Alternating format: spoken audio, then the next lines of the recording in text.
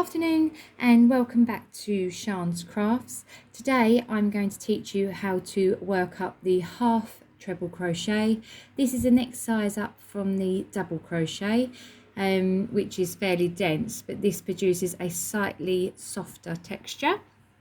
Great for baby garments. So what we're going to do to get going, we are going to do a slip stitch to start off with. Now when you are practicing, you can use any size yarn, you can use any size hook.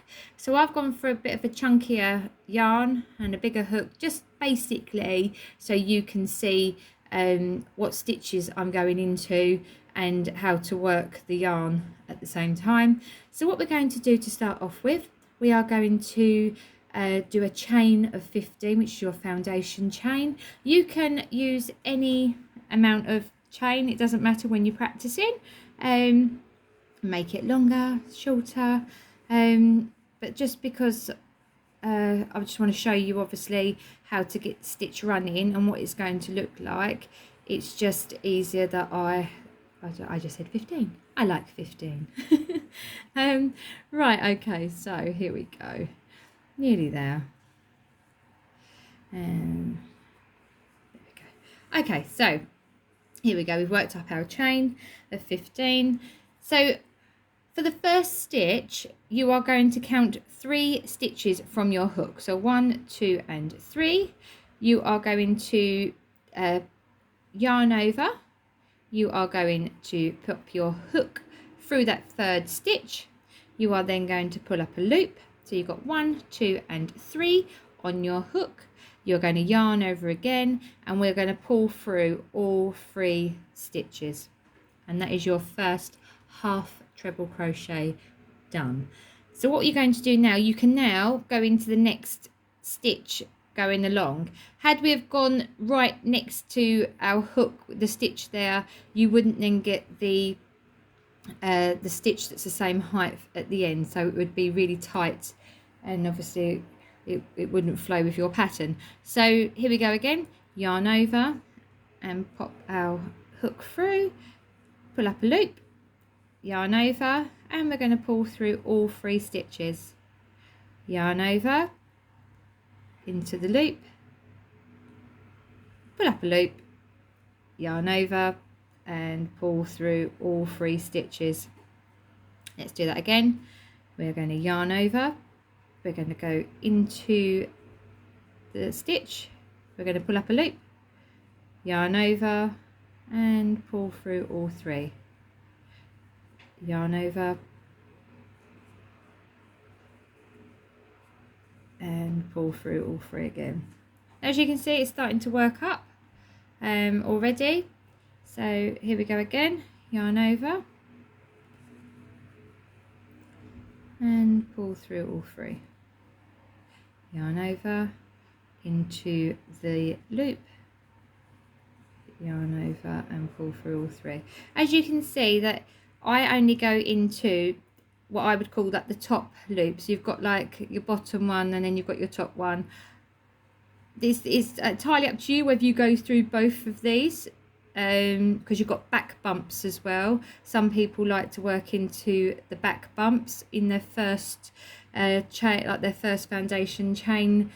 It depends on obviously your own techniques, your own preference really.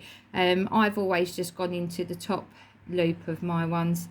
I find it easier because sometimes it can get quite tight when you're trying to go through, especially on your first one, depending how tight you do your foundation chain.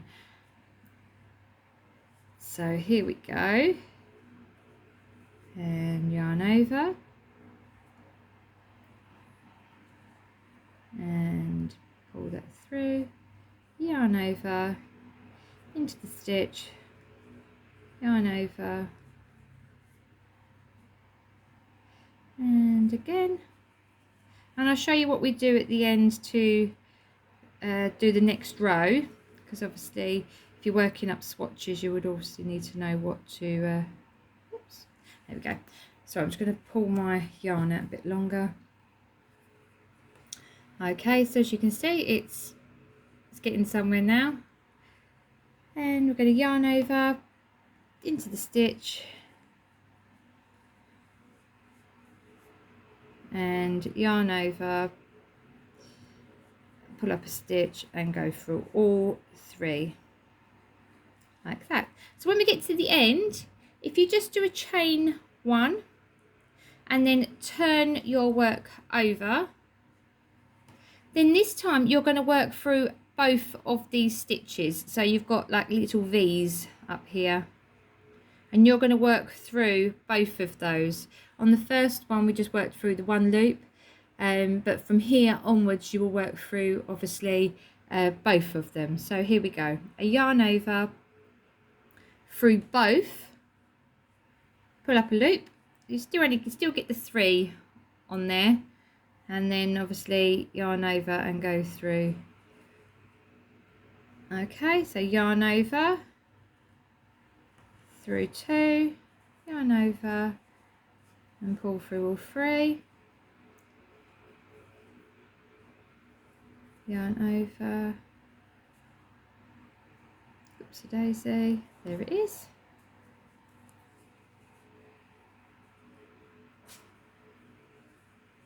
Okay, so it is working up now. We're actually getting a swatch together. So just keep going with it. Obviously it takes some practice, it can be a bit fiddly, depending again obviously how tight you crochet as well. You want your hook really just to flow through your stitches. There we go. Okay.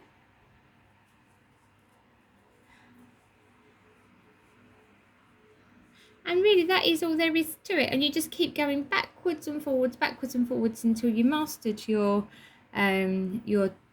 half treble crochet. And I've hoped you enjoyed my tutorial.